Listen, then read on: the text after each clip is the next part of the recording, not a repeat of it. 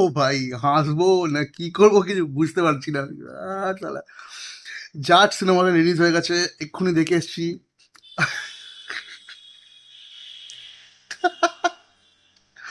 কি ছিল মাইরি, কি! না না, সিনেমাটা খারাপ না, খারাপ মানে খুব খারাপ না, আমি সেই কারণে হাসছি না, আমি জাস্ট ফার্স্ট হাফটা মনে করে হাসছি যে ফার্স্ট হাফ অব্দি সিনেমাতে কি চলছিল, কি ছিল ওটা। যারা তোমরা দেখেছো তারা জানবে, বাট যারা দেখোনি তারা হয়তো দেখবে, কিন্তু আমি বলে যাচ্ছি না ফার্স্ট হাফটা কি ছিল ওটা নিয়ে মনে পড়ে আমার এখনো হাসি পাচ্ছে। মানে খারাপ লেগেছে বা এরকম কিছু না, মানে সিনগুলো সিকোয়েন্সগুলো তৈরি করা যাবে না, সেইটা দেখে হাসি পাচ্ছে। সরি বল। জাটের কাস্ট তো তোমরা জানো, ডাইরেক্টেড বাই গোপীচন্দ মেলিনেনি। আর ডাইরেক্টর মানে কাস্টে রয়েছে, মেন কাস্টে সানি দেওয়াল, রণদীপ হুড্ডা, ঠিক আছে, যে কি না আমাদের নামটা কি, ক্যাসান্ড্রা সামথিং কিছু, বা রেজিনা ক্যাসান্ড্রা, তারপর সাইয়ামি খের, অনেকে আছে। একটা স্পেশাল অ্যাপিয়ারেন্সে আমরা আয়েশা খানকেও দেখতে পাই, যেটা লেডি পুলিশদের গ্রুপে ছিল। তো ফার্স্ট অফ অল জাটের যদি স্টোরিতে আছে, স্টোরিটা হচ্ছে দেখো, আহ, একটা গ্রামের মধ্যে রণদীপ হুড্ডার ক্যারেক্টারটা, ও খুন খারাপা করে বেড়ায়, হেনা তেনা, গ্রামের লোকেদের জমি কেড়ে নিচ্ছে, কি কি করে নিচ্ছে, সেই করে নিচ্ছে, কি কারণে সেটা তোমাকে দেখতে হবে। তো হঠাৎ করে ওখানে অত্যাচারটা অনেক বেড়ে যায়, এবার সেখানে আটকাতে কে আসবে, আটকাতে আসছে সানি দেওয়াল। সানি দেওয়ালের এন্ট্রিটাও কিন্তু এরকম কোনো প্রি প্ল্যান না, মানে ও অযোধ্যায় যাচ্ছে কোনো একটা ট্রেনে করে, একটা হঠাৎ করে অন্ধ্রপ্রদেশের একটা জায়গায়, ফাঁকা জায়গায় গাড়িটা খারাপ হয়ে যায়, ট্রেনটা খারাপ হয়ে যায়, শোনা যায় 4 ঘন্টার মতো ঠিক হতে লাগবে, কারণ না সামনে একটা মালগাড়ি উল্টে গেছে। তো খাবার জন্য একটা ছোট্ট দোকান ছিল, সেখানে খেতে যায়, গিয়ে কিছু পায় না, ইডলি পায়।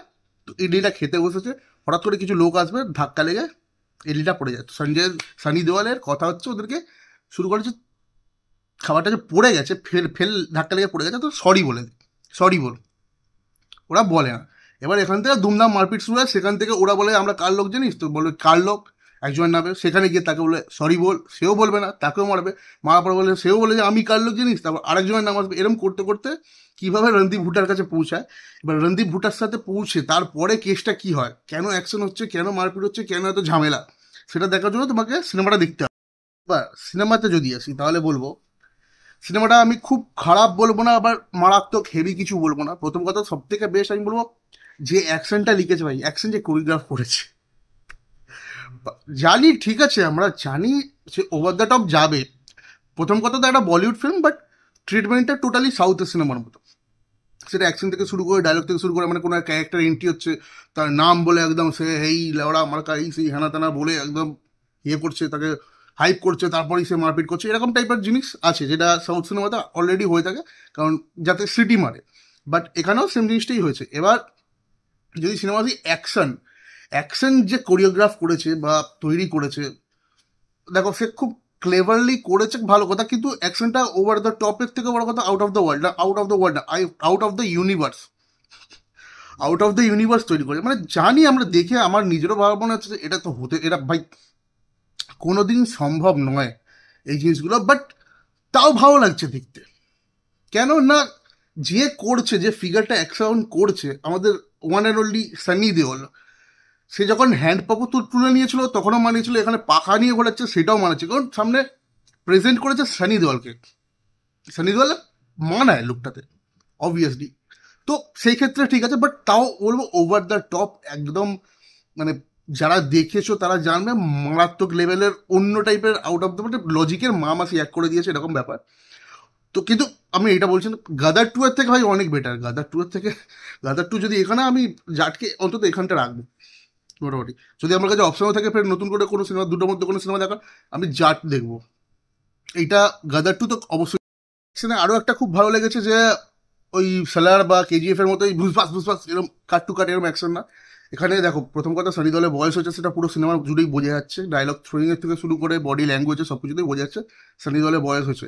বাট যেভাবে ক্যামেরা মুভমেন্ট, ক্যামেরা অ্যাঙ্গেলগুলো, মানে একটা দেখো, কদিন আগে সিকান্দার এসেছিল, সালমান খান অ্যাক্টিং করছে না, শুধু ক্যামেরায় কাজ করছে, বাট এখানে সানি দেওয়াল বয়স অনুযায়ী যথেষ্ট এফর্ট দিয়েছে, আর অ্যাকশনটা কোরিওগ্রাফ করেছে খুব ক্লেভারভাবে, যাতে সানি দেওয়ালকে অত বেশি এটাও না করতে হয়, বাট পাঞ্চ যে মারছে সেটা বোঝাও যায়।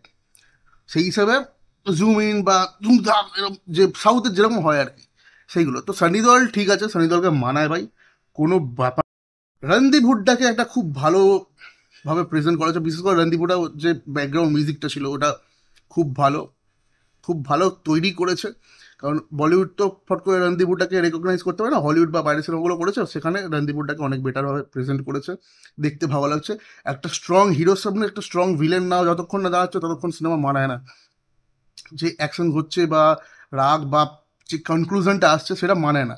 তো রণদীপ হুড্ডা নিজের কাজ যথেষ্ট ভালো করেছে। আর বলবো কিছু কিছু জায়গায় মানে আমাদের যে গলা কাটা ফাটা সিনগুলো 16+ অলরেডি রেটিং পেয়েছে, বাট এই সেন্সার বোর্ডে কি চুলকানি আর যায় না, ওইগুলো ইয়ে করে দিচ্ছে, ঘোলা করে দেয়। কি কি খেয়ে বল। বিনীত কুমারকে খুব ভালো প্রেজেন্ট করেছে, যে ওই বারবার উ উ উ করছিল না, ভালো লাগছে। লোকটা ছাবাতেও ভালো কাজ করে রেকগনিশন পেয়েছে, এখানেও রেকগনিশন পাবে। রাজিনা ক্যাসান্ড্রা খুব বড় রোলে ছিল না, ঠিক আছে, যা করেছে ভালো করেছে। আমাদের বাঙালি একজন অভিনেত্রী ছিল যে পিকুতে ওর বৌদি হয়েছিল, অমিতাভ বচ্চনের বৌদি হয়েছিল, উনি মহিলাটার নাম আমি অ্যাকচুয়ালি জানি না, ওনার খুব ভালো অ্যাক্টিং করে, বাংলা সিনেমা তো প্রচুর করেছে। উনি ছিলেন, বেছে বেছে কাস্ট করা। প্রবলেমটা কোথায় জানো তো, প্রবলেমটা ফার্স্ট হাফে যে মানে সিকোয়েন্সটা যেভাবে তুলেছিল, সেকেন্ড হাফে গিয়ে ফট করে ডাউন করে দেয়, মানে বেশিরভাগটা ফ্ল্যাশব্যাক দেখিয়ে দেখিয়ে ওইখানটা একটু হলেও বোর করে দেয়। লাস্টের দিকে ফের তোলে, বাট ওটা কিছু কিছু মানে গ্রাফটা উঠছে, বাট কিছুক্ষণের জন্য, জাস্ট সামটাইমসের জন্য। তো সেখানে একটু প্রবলেম হতে পারে। মিউজিকটা, গানগুলো অতটা ভালো আমার জন্য ওয়ার্ক করেনি। ব্রুটালিটি যেটা দেখিয়েছে মোটামুটি দেখিয়েছে, বাট ওই তো বললাম সেন্সার বোর্ডে চুলকানি আছে, কেটে কুটে ঘোলা করে দেয়। ওভারঅল যারা একদম মানে বুদ্ধি, সব থেকে বড় কথা বুদ্ধি লাগাবেন এই সিনেমাটা দেখতে গেলে। স্টোরি কিন্তু হ্যাঁ না কিছুই না, স্টোরি কিচ্ছুই নেই, বাট একটা পাতি স্টোরিটাকে প্রেজেন্ট করেছে। বিশেষ করে সানি দলের একটা দরকার ছিল এরকমভাবে, মানে আমি শুনেছি গোপীচাঁদ মালিনী সানি দলের খুব বড় ফ্যান, তো তার মাথায় নিশ্চয়ই ছিল যে সানি দলকে এভাবে প্রেজেন্ট করতে হবে, তো সেই হিসাবে করেছে এবং মানিয়েছে সানি দলকে। ওভারঅল যদি মাথা একদম বন্ধ রেখে টোটালি অ্যাকশন ওরিয়েন্টেড সিনেমা দেখতে চাও, যে তোমার লজিকের দরকার নেই, কিচ্ছু নেই, এই নেই সেই নেই, তাহলে it is a must watch film তোমাদের জন্য। যারা একটু মাথা লাগাতে চাও তারা লাগিও না, কারণ সিনেমা দেখে সবাই বলে দিচ্ছে মাথা লাগানোর কোনো দরকার নেই, সিনেমাটা গিয়ে দেখে অ্যাকশনটাকে এনজয় করো, সানি দেওয়ালের হিরোইজমটাকে এনজয় করো, আমাদের রণদীপ হুডার যে ক্যারেক্টারটা, ভিলেনের ক্যারেক্টারটা যেটা পাওয়ার প্যাকড ভাবে প্রেজেন্ট করেছে সেটাকে এনজয় করো। এটাই ব্যাস, আর কিছু বলার নেই। যদি নতুন থাকো চ্যানেলটাকে সাবস্ক্রাইব করে দাও, বেল আইকনটাকে প্রেস করে দাও, আর কমেন্ট সেকশনে যারা সিনেমাটা দেখে ফেলে তারা জানো কেমন লাগলো আমার। হ্যাঁ, সিনেমাটাকে আরেকবার চান্স দেওয়া যেতে পারে, খারাপ না, খুব ভালো না, বাট ঠিক আছে। সানি দেওয়ালকে ভাই ভালো লাগে, যেভাবে হ্যান্ড পাম্প তো এতেও করেছিল, এখানে পাখা ফাঁকা তুলে যে ডাম্বেল ফাম্বেল যে প্রেস মারছিল বলো মানুষকে তুলে, ফার্স্ট হাফের কথাটা এখনো মনে হচ্ছে। সরি বো।